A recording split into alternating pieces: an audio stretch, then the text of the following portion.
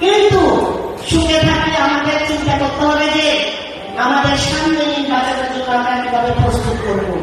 এই যে আমাদের মহিলা নেত্রীরা পারে, অনেক কিছু পারে, আমাদের উঠান বৈঠক